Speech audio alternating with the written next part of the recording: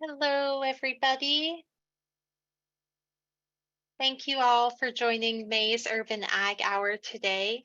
We're very excited for our next event in the series. And for this event, we have Dr. Trent Teegerstrom of University of Arizona Cooperative Extension here to talk about the Small Farms Cost Estimator tool, as well as other tools for small farms. And we also have Santa Murillo, FSA Beginner Farmer Rancher Coordinator in Arizona, and Alyssa Crijns, who is the new Urban Agriculture Program Technician.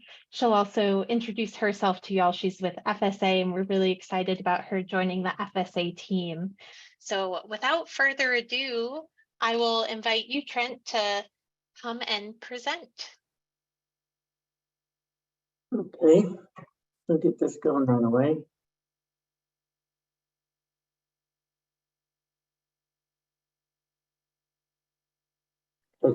You can hear me okay? So what I'm going to go over today is just a brief introduction of the small acreage specialty crop estimator tool that a group of us put together. Dr. Stuart Nakamoto from University of Hawaii and myself, and Dr. Russell Tronstad, who's an ag economist at the University of Arizona, and Dr. Ursula Shook, who's a plant scientist here at the University of Arizona. So the four of us worked together to build this up to assist small producers in coming up with their cost of production.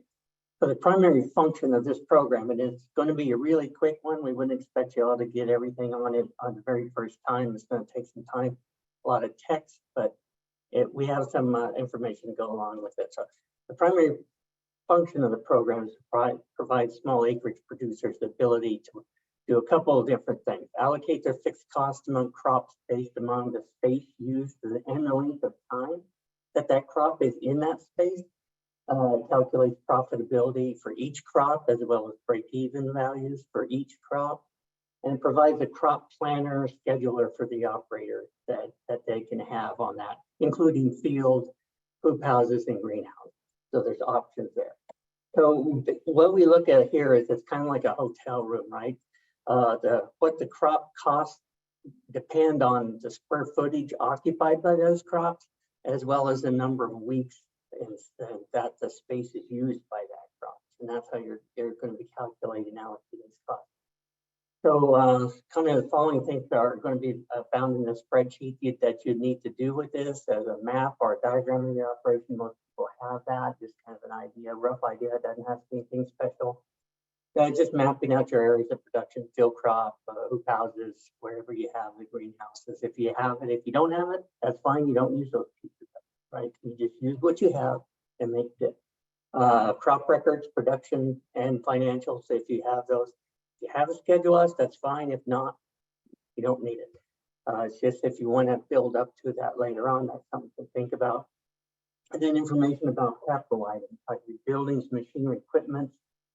Think of your ownership cost, how much you have on it. Is there leasing or is there rent on it or whatever it might be, or is there a loan against it? So you need some of that information as well.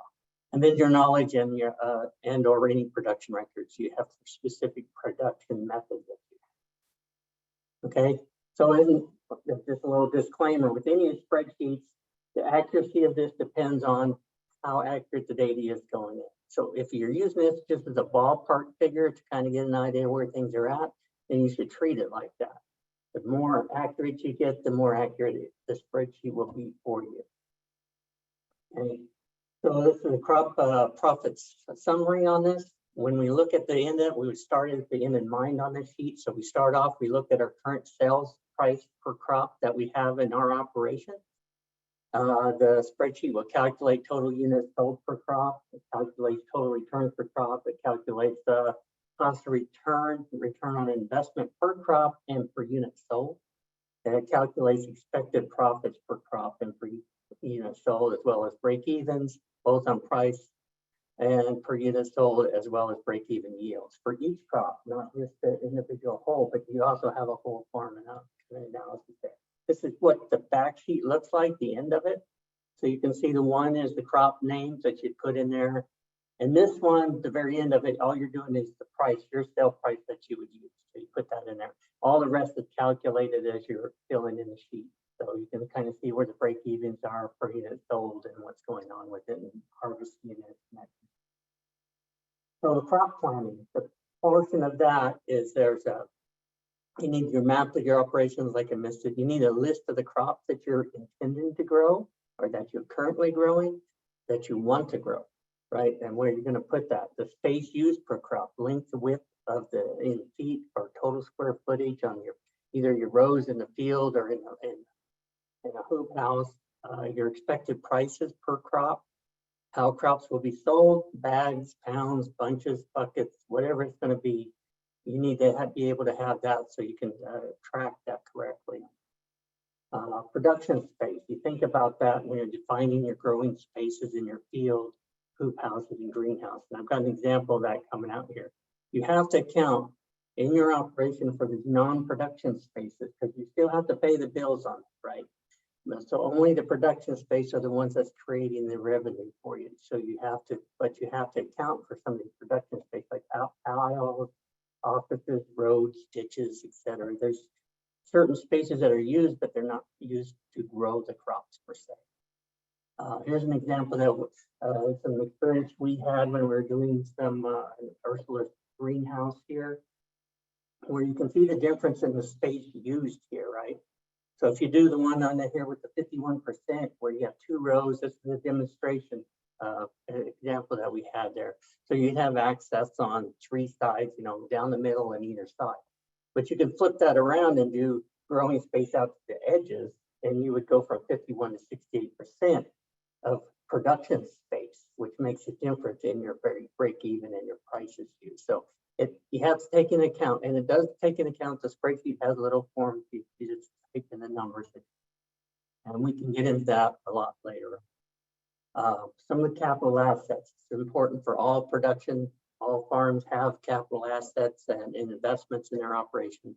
You look at the land improvements, buildings and improvements, machinery, supplies and greenhouses, hoop houses as well. Those kind of things would kind of come under this capital asset. And then you need to figure out determine what that rate of return on investment is that you want.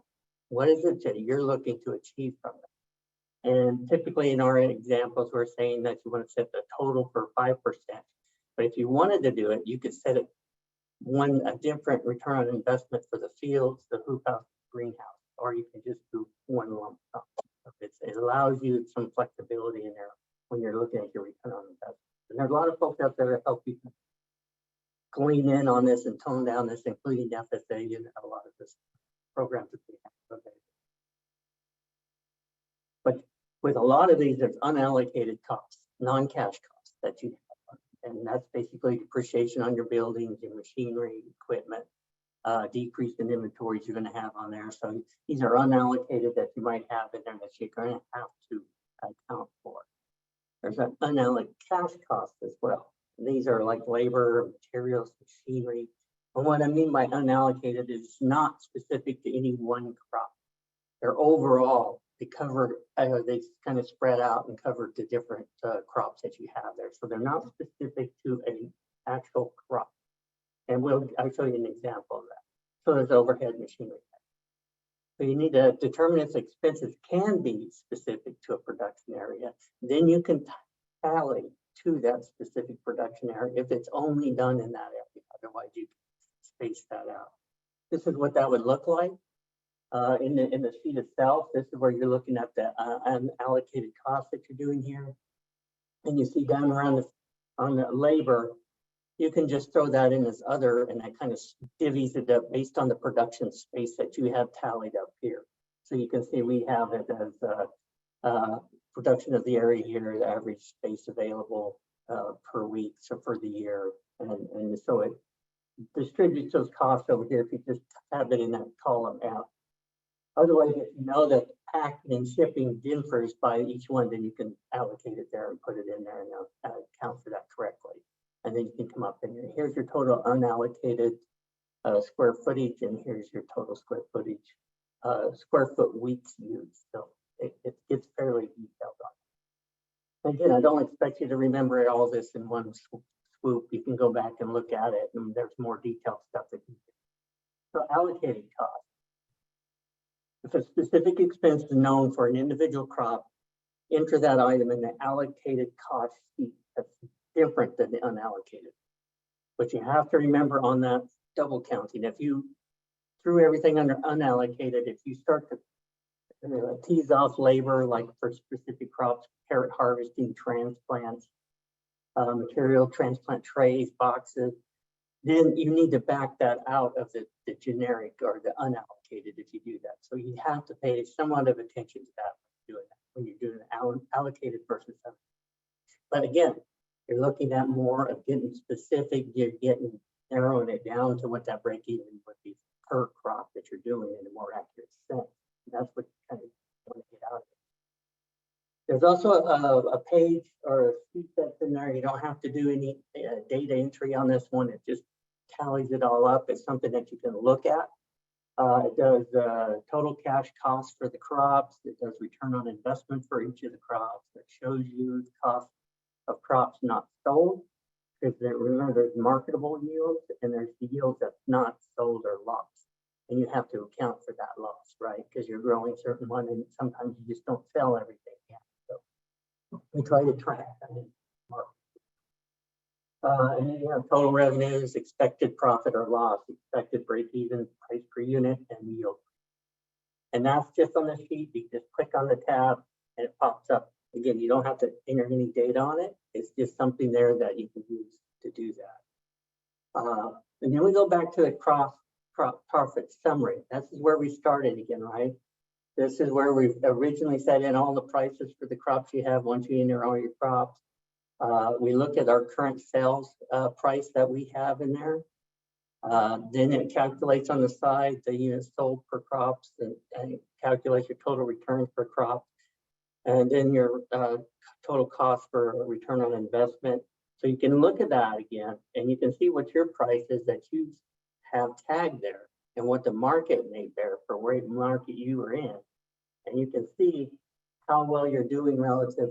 Is this a good crop for me? And what is I here? How can I better produce this crop? Maybe make it more in line where I can make it. So it's going to highlight those crops where you're basically going to be not doing it as the efficient a job possibly, or maybe just the market is there's a lot of crops out there, so the demand might not be as strong for that. So the price might be a little weak. It really allows you to look at that and see where you're at. And we do understand in this that there are crops that are required. You know, if you're selling a mix of products, then some of your customers may want the crop in there, and it may be a loss leader for you, right? You may not be able to grow it as cheaply as somebody else, but you need to have it in your mix. At least through this, it will tell you how much you need to charge or make up the difference on there to cover that negative that you might have that crop. And that's one thing we want to look at on this. So overall, we think, okay, yeah, I need that crop in there. I got to get better at growing it, or I'm just not going to do it. I need to look at where I'm at with my other crops and where I can make up it. This is what that would look like. This is the break-even profit estimator of the crop summary. Again, you can see down there where we have our carrots under number 1, and we did 5 plantings. So it does allow for multiple plantings. And you can see that with this one we lost $25,000. But if you look at the price we set, that's pretty low, right? That's not going to do. So if you get this is where it allows you to do that, and that's by the bunches and balance. Then we go all the way over here. Here's your break evens. So this is saying that we're charging 5 cents, but you look at the break even, and it's really over here at the price is $3.18, 19 cents per bunch is what you need to break even on that. So it allows you to adjust for that and think about where you're at. That's kind of what the gist of that would be. Again, the potential program applications for this are setting up your pricing, make sure you're on cue and on target with that and you're covering all your costs.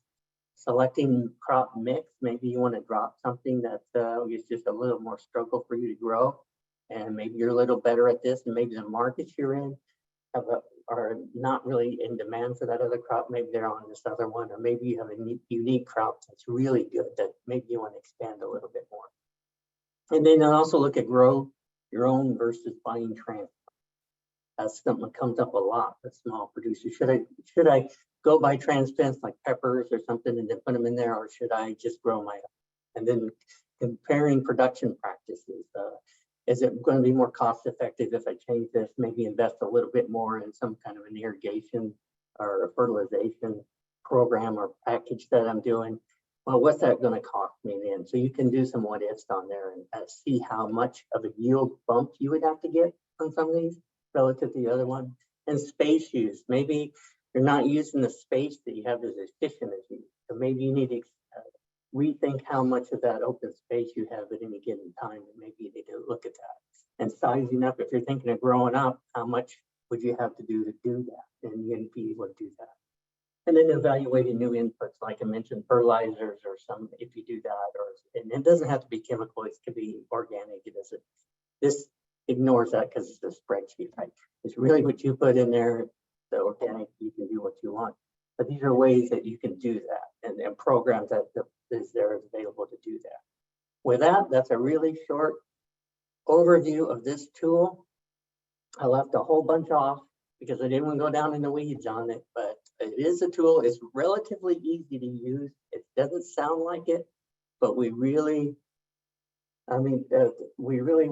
took a lot of time to build it so it was understandable, and built some tools around it to help you walk through it.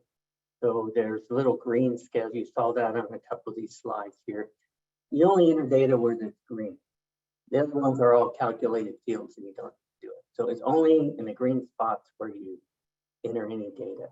And then you can override it and say, just do generic, or you can be more specific as you get better at your information.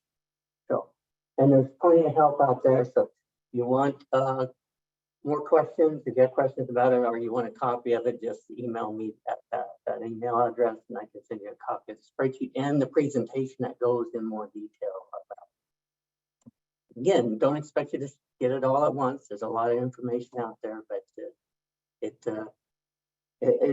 we've tested it pretty well, and then we've got a lot of good feedback on those that have used it, because there's a few programs out there to help. This one we try to do a little bit more with that count, be more inclusive of all the costs.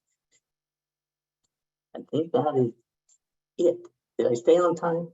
Yes, you are good on time. So we actually have even time to address some of the questions now that we got in the chat. So we have a question for you, Trent, from Seeds Community Agriculture. What did you say about Schedule F? Why or why not we need it for this support? Okay, so if you do file a Schedule F, and a lot of smaller producers don't file a Schedule F, maybe they should. It depends on how the IRS sees them as a farm or not a farm, and how you are and how you see this. Is it a hobby? Because there's hobby farms, there's hobby lots rules, there's a whole bunch of IRS rules. What we did in the spreadsheet is we have a little area in the unallocated costs where if you did file a Schedule F, and Schedule F is just a farming schedule, right? That's designated specifically for producers, agricultural producers, to put their information in there, where you can put that information directly in there and it will match up, right? So if you have that, you can kind of shortcut that unallocated cost by just putting it in there, and it will take that and it'll show you the difference where you're at. It doesn't matter. But if you don't have it, it doesn't matter. There's other programs and folks that I work with. It's called the ruraltax.org group, and I don't know if you guys are familiar or aware with them. They have some really good publications. I worked with them for quite a few years when they actually developed the Schedule F and the Pub 225 for producers. But they've also developed some documentation and a booklet on small farms and doing taxes with small farms and understanding IRS regulations and rules for small farm producers. You know, when are you a hobby and when are you not? That's called the hobby lots. And IRS has like 9 criteria they look at when they're judging, you know, whether you're a farm or not. And so that you can go through some of those. And so that's why I said you may have a schedule F, you may not. It just depends on what stage you're at and where you're at with your own operation. I hope that answered that question. Yeah, thank you so much. I think we have time to address one more question, and then we'll jump to FSA and save the remaining questions for after FSA's talk. Sharana Moore asked, how would you suggest tracking costs with small farms variety crops when labor costs can be tracked per variety when we're harvesting multiple varieties over the course of an hour? Group it all together or separately? Well, it depends again what kind of information you're trying to glean out of that, right? There is overkill on some of these where you get really, really detailed and maybe you don't use that information enough. So you have to think about the information you're trying to get out. So when you're success tracking on the varieties, you would have to input those, in this case, those varieties should be specific crops, right? You would have the different heirloom varieties of tomatoes or something. And if you wanted to track each one of those, well, then you would put them in there as individual crops. And then you could go into that allocated cost and do allocation of your labor whenever it was applied specifically to that crop. With how much that's going to gain you relative to what, I don't know, it really depends. Is the crop unique enough or is that variety unique enough where it requires a different type or a more increased labor specific to that crop, whether it be weeding, harvesting, whatever it might be on that. Then maybe you'd want that specific crop to be highlighted a little bit more rather than bunched up if it's a lot of and even on some crops, if it's more common, like if you have the labor and you're just weeding all of them the same relative there, and most of their inputs are the same, even though they may be like radishes and turnips or something like that.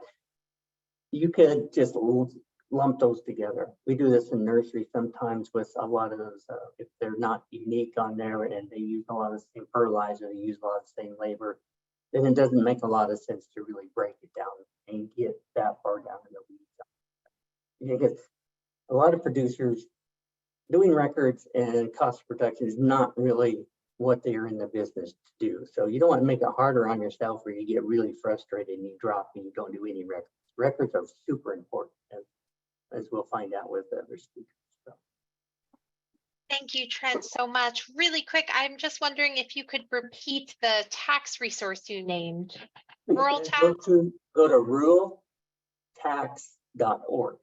Great. And that's made up of extensions, economists and specialists from across the United States that do rural tax. They teach tax, ag taxes, and they developed a lot of small farm stuff. I've worked with them on some of the tribal tax issues across the nation. And you'll see there's articles in there, and how do I handle this? How do I handle disasters? What do you do on the payment today? So, excellent. Thank you. I can put it in the chat box. Yep, we just put it in the chat for everyone. So yep, that's it. Thank you so much. I'm now going to invite Santa on to talk about visiting FSA and obtaining your farm number.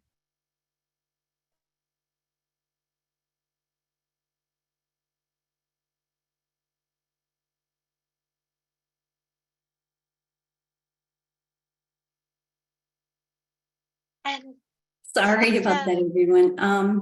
No worries. We're actually, if you want to swap your display settings, right now we're in your viewing mode. So if you go up to display settings and put it to slideshow, it'll put the slides on the big screen. Not getting it. It's doing everything but. Sorry. Okay. Are we there yet? Okay. No worries. If you maybe try screen share again.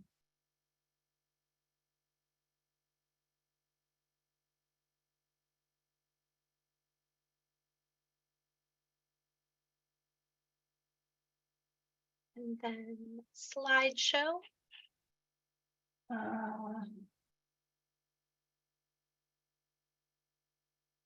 Just not getting that screen.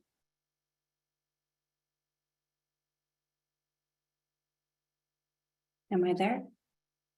Oh, screen share's disconnected. Can you see my screen? Hi, We can yes. Yes, Okay. we can see your screen. It's not in the big screen, but that's okay if you want to do it this way. The content is still there for us all. You are screen sharing.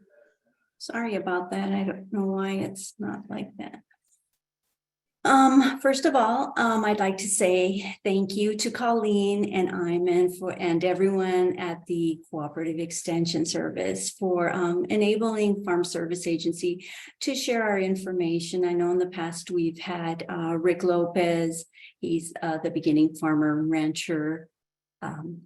He's actually above everyone else, so he's our main contact as far as beginning farmers and ranchers. But just a big thank you to everyone for allowing us to be a part of the Urban Ag Hour, because it's really important, and we welcome and thank you for the invitation. So actually, what I'd like to speak a little bit about is me. My name is Santa Murillo, and I am the beginning farmer and rancher coordinator in Arizona. And mainly what I do when you call or email is I kind of try to find out a little bit about your operation. So a lot of times if you contact me, I welcome the emails that, you know, in general, all of them, but I'd like to know a little bit about you. So sometimes I will contact you and ask you, you know, what kind of farming are you interested in doing? Just some questions you may want to ask yourself, just to kind of give us a better idea on how best we can assist you with our agency.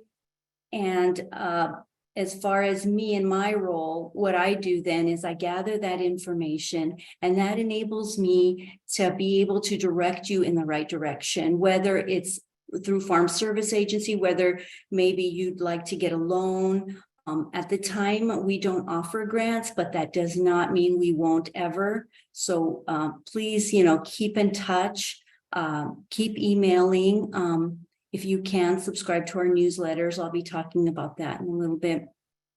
Just because there's so much information and we gather that all the time. It's just incoming as it is, as far as programs that are available to you as a beginning farmer or urban ag producer. There's just a lot of info that comes in. So we welcome you to just please keep in touch, and, you know, just send a quick email. Is there anything new for beginning farmers and ranchers? Just so that, you know, you have the best information possible. So next slide. Okay, so who we are. For many of you, if you're not familiar with Farm Service Agency, you know, we're basically under USDA. It's kind of a large umbrella when you say USDA. So Farm Service Agency is part of what we call now FPAC, which is Farm Service Agency, NRCS, and the Risk Management Agency. And what we do at Farm Service Agency is we're a farmer-facing agency. You know, we are always there, you know, as far as assisting farmers and ranchers in our community with their operations, and beginning farmers, which is a little more of what now we're trying to accomplish as an agency. So Farm Service Agency in local communities, I mean, there's over 11,000 plus staff, 51 state offices, and 2,100 county employees, offices and employees. We have a lot of online farmer tools as well. Even now we've opened up a farm loan tool, which enables you to apply for a farm loan online. Now, I know that many of you may have questions about farm loans, and that's okay. You can always contact us as far as obtaining that information. We just want you to know that that's also available in case you're interested, that, you know, that's available to you as well. Our farmer advisory committees are called our county office committees.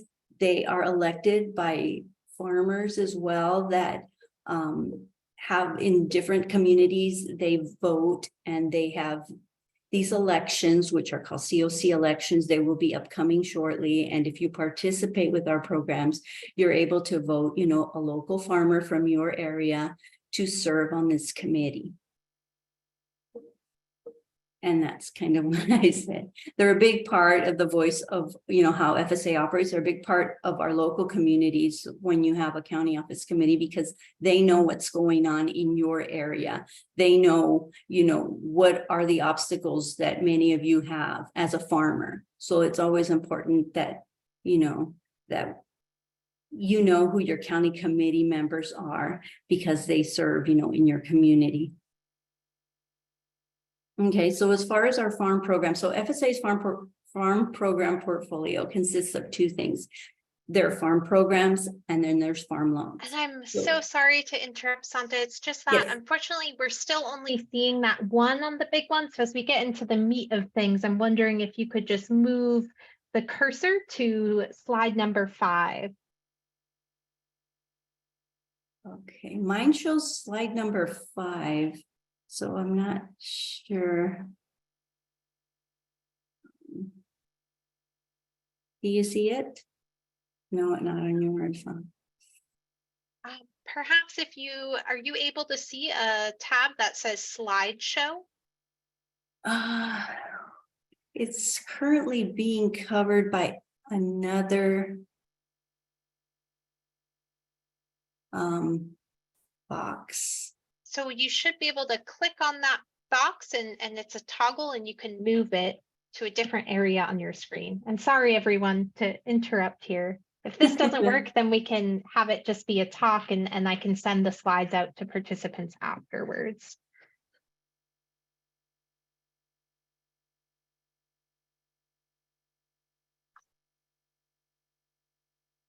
It is also possible that you clicked on the wrong window when you did screen share. So maybe as one final go, we'll just cancel the screen share and try one more time and do it that way. Sorry, everybody. No.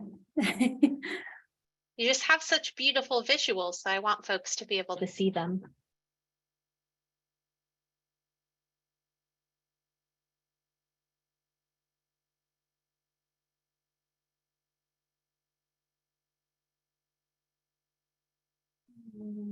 There we go. That's great. Success. Thank you, Santa. Are you seeing slide 5, which is says Yes. program? Okay. Yes, we are. Thank you so much. Back Oh, to you're welcome. the Sorry talk about that, here. everyone. Sorry about the technical difficulties. We're usually used to working in teams, so it's kind of different.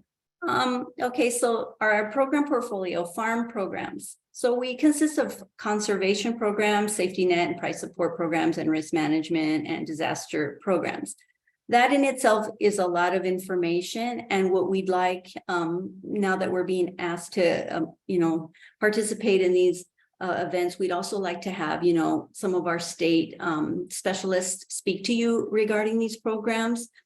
And Farm Loan will also be having their own presentation for you in the near future regarding farm loans, because we understand that there may be a lot of questions for farm loans.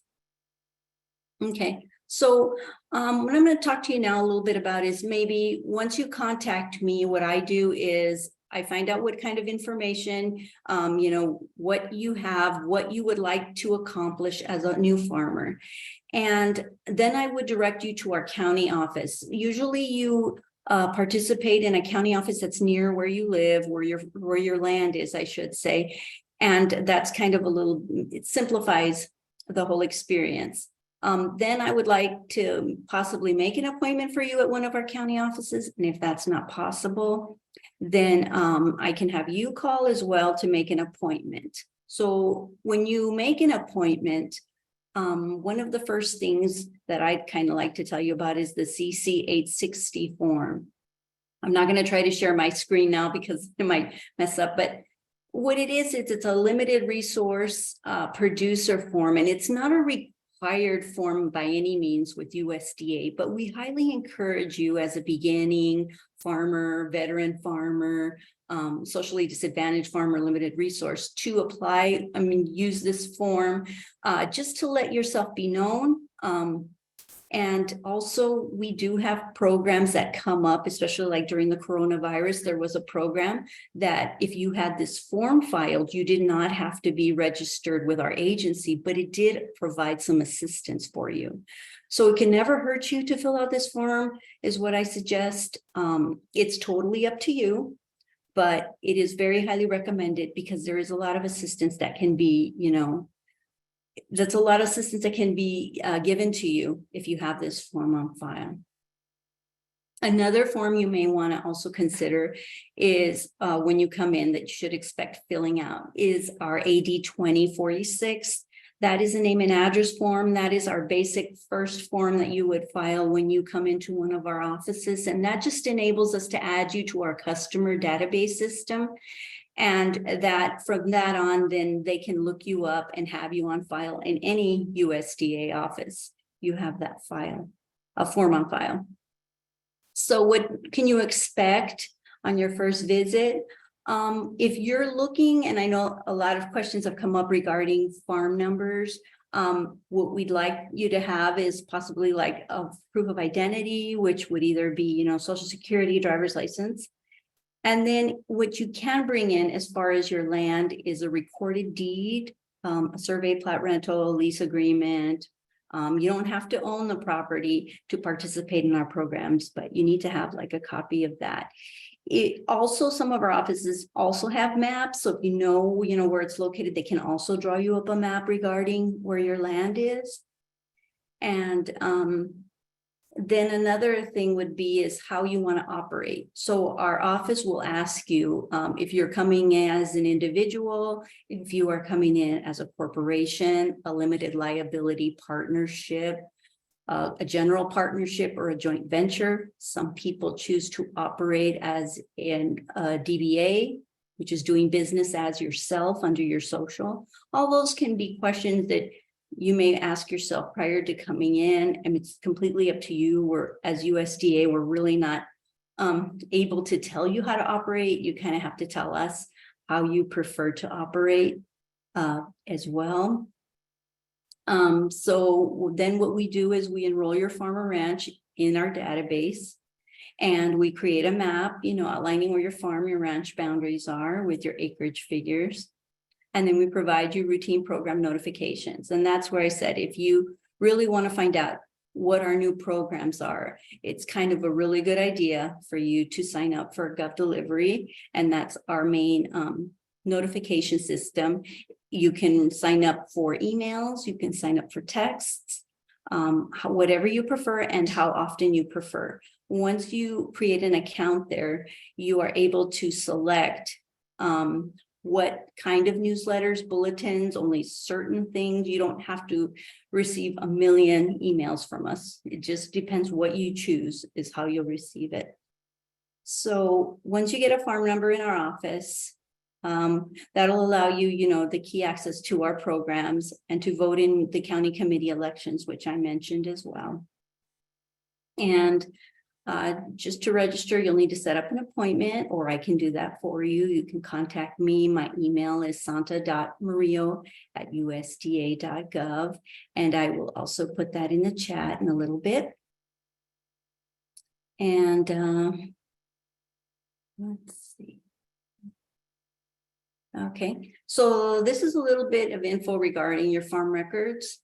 There's a traditional farm, a rangeland, a livestock farm. There are fruit and vegetable farms, trees, vineyard, orchards. There's also the urban ag farms, bees, aquaculture. I mean, there's different types of farm records you can have for conservation programs, verifying conservation compliance. And this is some helpful resources I wanted to add in there as far as our website, which is www.fsa.usda.gov, as well as farmers.gov. Many of you maybe have visited there. If you go to farmers.gov and you look up for GovDelivery, there should be more information on how you can obtain to sign up for our newsletters and information there as well. And there's more info. from our website and how you can contact me as well, or you can contact any other outreach or coordinators, as well as state coordinators and beginning farmers and ranchers coordinators, and even urban ag coordinators. So we're excited also to mention that our new urban ag office is in the process of being done. We're currently hiring new staff, and Alyssa Crijns is here from Urban Ag. She's our new program technician. We're so excited to have her on board. So Alyssa, would you like to, say a few words? You're welcome to, if you'd like to. Hi, everyone. My name is Alyssa Crijns. And as Santa said, I am the first person to join the Urban Agriculture Pilot Program in Phoenix. So I'm specifically working with urban and small scale producers in the Phoenix area.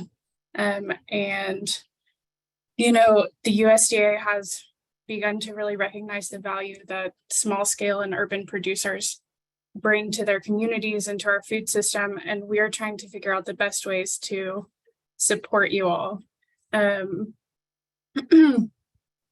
so I am here. I'm happy to talk to you all and to help with get you enrolled in the resources that are available that Santa explained, as well as connect you with the resources from NRCS that we've talked about in past presentations. And so I'll share with you my contact information. If I believe, Santa, if you could stop sharing, then I will take over and share my contact information. Okay.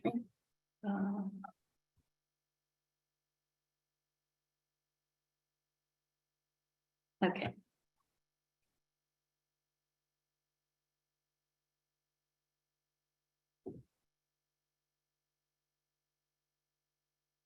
And so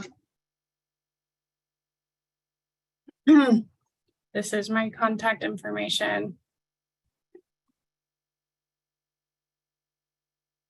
Feel free to reach out to me and give me a call, send me an email. If you want to begin to enroll and get a farm number, if you just want to talk about issues that you're facing. As I said, we're just learning how to best support you all. So I am here. Give me a call, send me an email.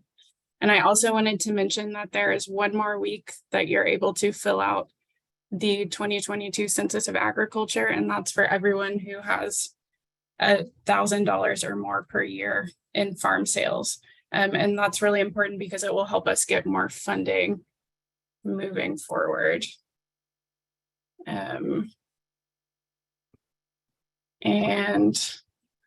that's all. Thank you all for having me. Thank you so much. We do have some questions for you all. I am going to really quick just put up a QR code for our survey. So that helps us ensure that the content we're presenting to you all is relevant. Use this opportunity to comment. Maybe you'd like it to be at a different time, a different day, different topics. So I'm just going to very quickly share my screen for you all and give a moment here. So if you could scan the QR code to inform our future events, use that link, we'll drop it in the chat. Like I said, this is your opportunity to tell us, what do you want to hear more about? What speakers or agencies are you itching to get to speak with and ask your questions for? And even timing, like I noted, maybe evenings are better than mornings, or weekends work better than weekdays. We're happy to hear whatever commentary you all have. Leave that up just for a couple minutes longer. Thank you, everyone. And like I noted, we'll put the link in the chat as well. So now we'll jump back into questions. We had some questions for the FSA folks. Do you need to be a U.S. citizen to participate in FSA programs? I'm sorry, could you repeat the question? Do you need to be a US citizen to participate in FSA programs? You have to have either a US citizen, you have to be a US citizen or have a card, identification card stating that, that you have the ability to participate, like a green card, that sort of thing. We accept that as well. Thank you. And what types of interpretation are available for FSA resources? Are there languages other than Spanish? There are, we can also obtain you an interpreter. We can also get documents translated for you. Just reach out and, just tell us your needs and we can assist you as well. Thank you.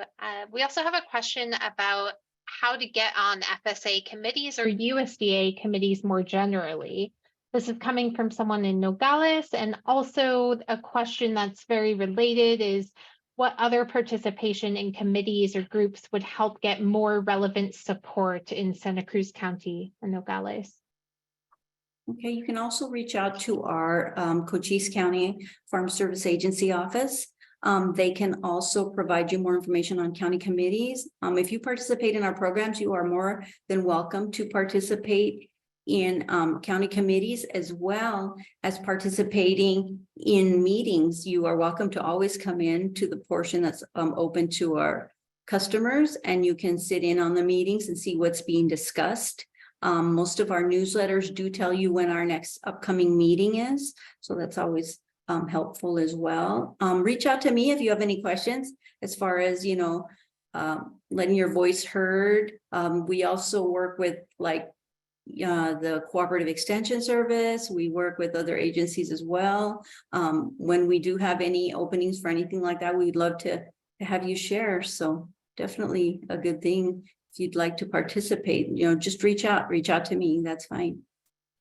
Thank you so much, y'all. This is really good to see you all working here in this sort of support. You'll be hearing from us down here with our various projects and farming projects, including our Santa Cruz farm. And it just feels really good to feel the vibe, because we've been through years of basically not getting callbacks from FSA. We're in Santa Cruz, but we have to go to Cochise County, right? And so we'll definitely be in touch. But thank you for accompanying us in this process and for both presentations. Thank you so much. And looking forward to producing more food for our local community. Thanks. Thank you so much for attending. I'm going to drop that survey link in the chat again, because if there's something specific that you want to see or comments that you have, it's a great opportunity for you to communicate with us, and we'd love to hear from you. So thanks for attending today. And I will just leave some time now. I'm going to do gallery so that we can all see each other if we want to go on screen, or hear each other and see each other's names. But we'll have some time now for just open discussion, questions, anything that is lingering for folks in the last couple minutes today.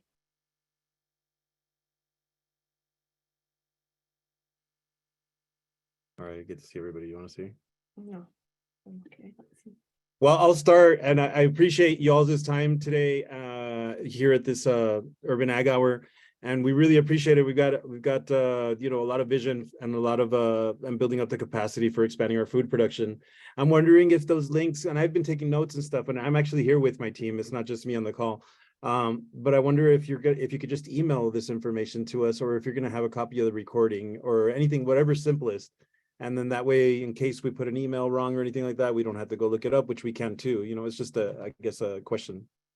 Yeah, so I will definitely be sending everyone who registered today out an email that has the recording and links as well, and our newsletter, which I'll ask Jared if you wouldn't mind just dropping that in the chat again as well. We, after each session, also compile all of the Q&As with links in a section of our newsletter that goes out each month for every Urban Ag Hour. So that's another great resource. If you want the slides, due to just restrictions on attachments through Eventbrite or portal, please just email me directly. I'll put my email in the chat. I'm happy to share the slides, but recordings will be sent out, and we'll also post them on YouTube so they're public as well.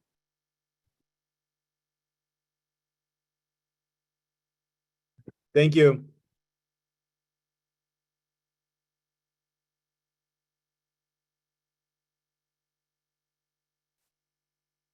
any more questions, comments?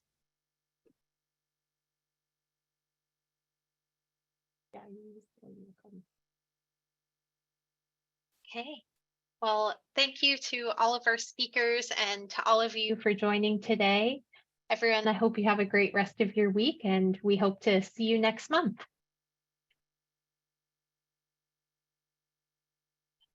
Bye, everybody.